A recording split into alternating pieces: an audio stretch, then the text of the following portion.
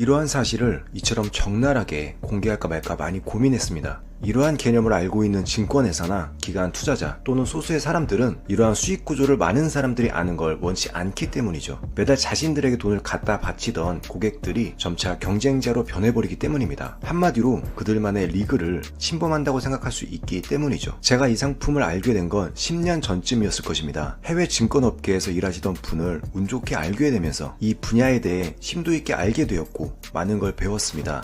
그분이 말씀하시길 소위 금융선진국이라 불리는 국가들이 금융 문맹국인 우리나라로 들어와 이와 같은 금융상품으로 개인들의 돈을 엄청나게 긁어간다라는 충격적인 이야기를 하셨죠. 하지만 요즘은 시대가 많이 변하면서 일반 개인들도 해외 금융거래를 손쉽게 할 수 있게 되었고 기관 투자자와 증권사처럼 일반인이 누구나 외국인을 상대로 이러한 금융상품을 판매할 수 있는 세상이 오게 되었습니다. 지금껏 외국인들이 우리나라보다 앞선 금융지식으로 우리나라에서 수많은 돈을 벌어갔던 것처럼 반대로 우리도 외국인이 되어 해외 여러 국가들을 상대로 안정적이게 돈을 벌 수 있는 세상이 온 것입니다. 단순히 평균 지능과 컴퓨터 또는 핸드폰만 있다면 직장인이나 은퇴하신 분들도 저녁에 잠깐씩 시간을 내어 거래할 수 있습니다. 지금까지의 이야기를 듣고 그러한 금융상품이 어디 있어? 그렇게 편히 돈을 벌 수 있다면 이미 다 하고 있겠지. 이러한 편견이나 선입견이 드시는 분들이 계신다면 잠시 접어두시고 영상이 끝날 때까지 정말 돈이 될까 안 될까만 객관적으로 판단해 보시기 바랍니다. 대다수의 부자들은 누구보다 열심히 일하고 절약해서 부자가 되는 것은 아닙니다. 철저한 금융 지식을 기반으로 돈을 벌거나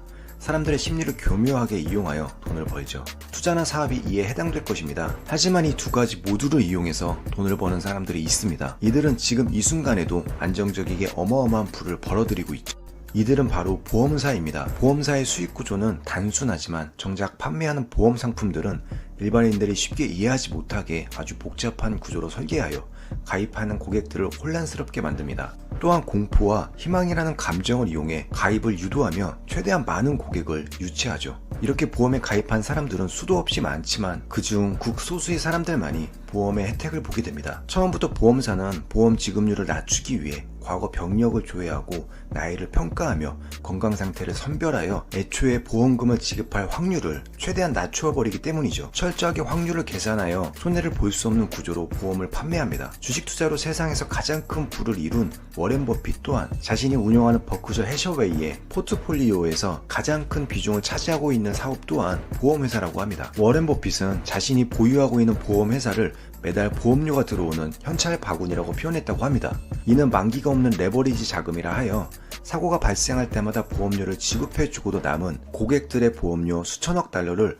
레버리지로 활용해 투자 수익률을 극대화해왔다고 하죠. 여러분은 누구나 보험에 가입되어 있습니다. 또한 많은 사람들이 매주 복권을 사고 있죠. 하지만 우리들은 죽을 때까지 매달 지불했던 보험 납입금 총액만큼의 보험 보상금을 받아보거나 복권에 당첨되어 대박을 터뜨린 경험은 없을 것입니다. 우리는 언제나 부자들이 만들어 놓은 교묘한 틀 안에 갇혀 매달 돈을 잃고 있는 것일지도 모르죠. 그렇다고 보험에 가입을 안 할 수는 없습니다. 아주 낮은 확률이지만 만약에 큰 사고가 발생하게 된다면 보험이 분명 도움이 될 수 있기 때문이죠. 이러한 구조 때문에 보험회사는 늘 돈을 벌어들입니다. 그렇다면 우리가 반대로 외국인을 대상으로 보험회사를 설립하여 보험 상품을 판매할 수 있게 된다면 어떨까요? 단 몇백만 원만 있다면 거대 보험사나 워렌 버핏 같이 다른 사람들에게 보험을 판매하여 안정적인 수익을 거둬들이는 것입니다. 혹시 판매한 보험에서 예상치 못한 큰 사고가 발생하여 보험금을 지급해줘야 하는 상황이 발생할까봐 걱정하시는 분들도 계시겠지만 거대 보험사처럼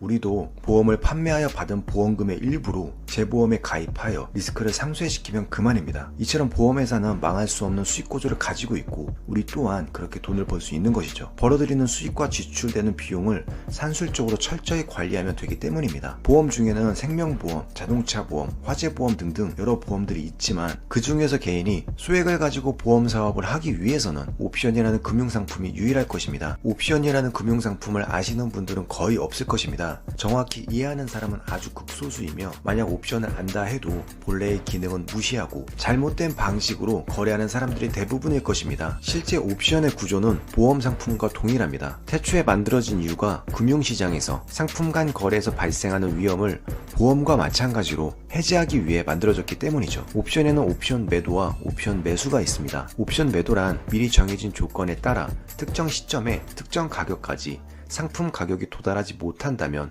수익을 보는 구조입니다. 옵션 매수는 이와 반대로 미리 정해진 조건에 따라 상품 가격이 특정 시점까지 특정 가격을 넘어서야 수익을 보게 되는 구조이죠. 마치 보험 계약자가 보험 계약 기간 동안 큰 사고가 나지 않으면 보험회사가 보험료만큼의 돈을 벌고, 반대로 보험 가입자는 보험 계약 기간 동안 예상치 못한 사고가 발생했을 때 보험금을 수령하여 수익을 보는 것과 같은 구조입니다. 옵션을 좀 더 이해하기 쉽게 자동차 보험으로 예를 들어 설명해 보겠습니다. 우리는 보통 운전을 하게 되면 자동차 보험을 들게 됩니다. 여기서 옵션 매수는 자동차 운전자이고 옵션 매도는 보험회사입니다. 만약 운전자가 운전을 하다가 자동차 사고가 났다면 운전자는 보상을 받을 수 있는 권리를 갖게 되고, 보험회사는 보상에 대한 의무와 책임을 지게 되죠.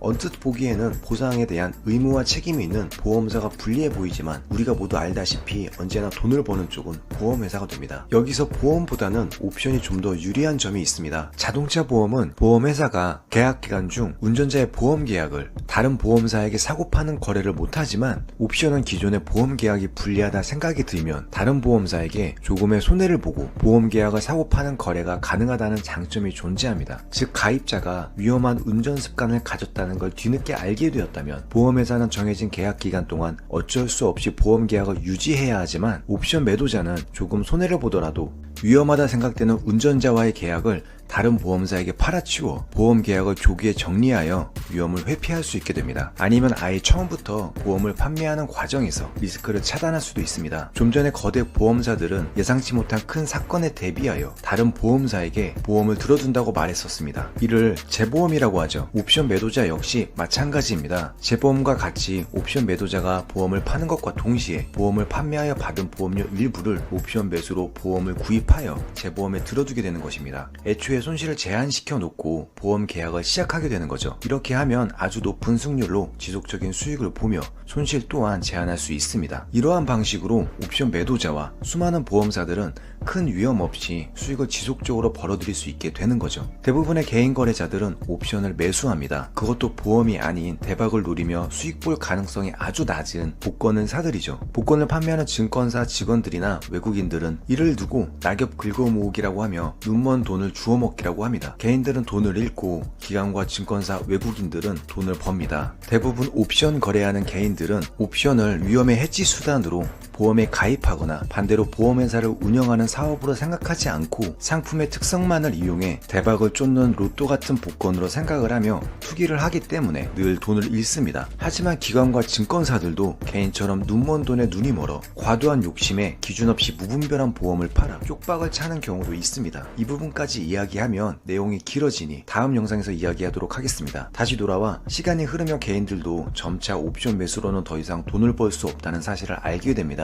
보험을 가입해야 하는 사람들이 반대로 보험을 팔기 시작하게 된 거죠. 하지만 제대로 교육을 받지 못한 개인들은 옵션 매도의 높은 승률로 인해 잦은 수익에 중독되어 제대로 위험을 평가하지 않고 아무에게나 무분별한 옵션을 매도하여 판매하게 됩니다. 이처럼 계획 없는 보험 판매 사업은 결국에는 큰 손실을 보게 되고 말죠. 이러한 현상 때문에 정부에서는 개인들이 옵션 매도로 손해를 입는 것을 방지하고자 더 이상 옵션 매도를 못하게 하고 옵션 매수만을 하도록 진입 장벽을 높여버립니다. 보험금을 지급할 여유 자금을 확보해 두어야 한다는 명분 하에 엄청난 기본 예탁금을 요구하거나 계좌 개설 후 1년 동안은 선물 거래와 옵션 매수 거래만을 해야 하며 모의 거래와 장기간의 교육을 이수해야지만 거래가 가능하도록 막아놓게 됩니다. 자연스럽게 옵션 매도로 고개를 돌리던 개인들은 옵션 매도로 복권이나 보험을 판매하기를 포기하게 되고 또다시 큰 사건이 발생하길 기대하며 대박을 노리는 옵션 매수 포지션만을 취하게 됩니다. 계속해서 매도자에게 보험을 팔아주는 악순환을 반복하게 되는 거죠. 지금도 개인들은 옵션 시장에서 보험이나 로또를 구매하고 기관 투자자와 증권사, 외국인들은 보험이나 로또를 판매하고 있습니다. 저는 국내 옵션 시장을 마음대로 주무르는 정부와 기관 투자자, 증권사와 외국인들과 경쟁하여 보험을 판매하는 걸 추천드리지는 않습니다. 영상 초반에 말씀드렸다시피 요즘에는 해외 금융 거래가 용이해졌고 국내 옵션 시장과는 다르게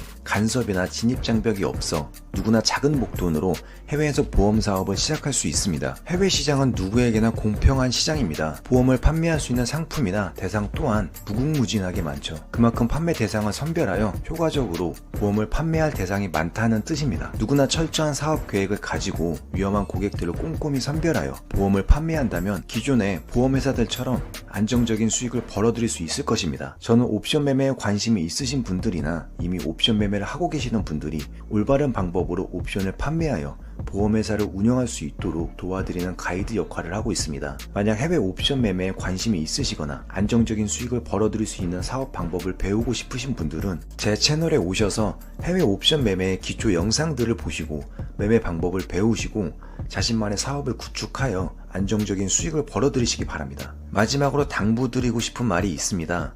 옵션에 관심이 생겨서 옵션 거래를 시작하기로 결심하셨다면 먼저 거래를 하시기 전 모의 거래로 충분히 연습해 보시는 걸 추천드립니다. 하다못해 조그마한 치킨집을 오픈하려 해도 미리 다른 치킨집 아르바이트를 해가며 가게가 돌아가는 상황을 파악하고 난 후 개업하는 게 맞을 것입니다. 옵션이라는 보험 사업을 시작하기 전에 모의 거래로 충분히 거래해 보시고 정말 돈을 벌 수 있겠다 생각이 들면 그때부터 작은 금액으로 시작하세요. 분명 좋은 결과가 있을 것입니다. 옵션에 관심이 있으신 분들 모두 사업에 성공했으면 좋겠습니다. 보다 더 자세한 거래 방법은 하단 더보기란에 링크로 남겨두겠습니다.